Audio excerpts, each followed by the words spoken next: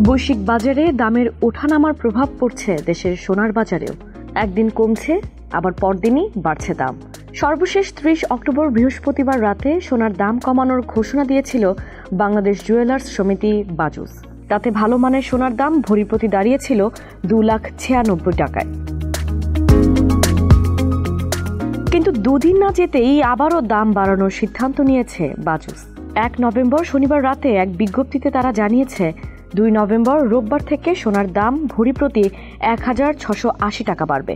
নতুন দর অনুযায়ী ভালো মানের অর্থাৎ 22 ক্যারেট 1 ভরি সোনার দাম হবে 2,01,176 টাকা।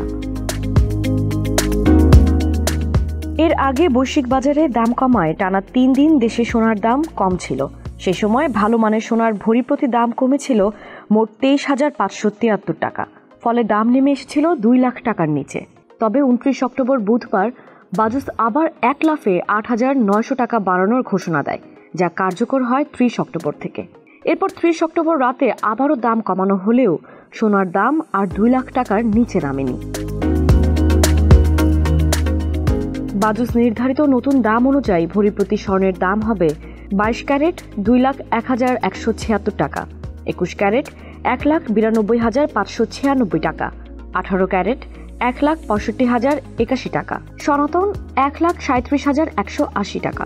এর আগে 1 নভেম্বর শনিবার পর্যন্ত সোনার দাম ছিল 22 ক্যারেট 2,96,000 টাকা, 21 ক্যারেট 1,90,998 টাকা, 18 ক্যারেট 1,63,716 টাকা এবং সনাতন পদ্ধতির সোনা 1,36,014 টাকা।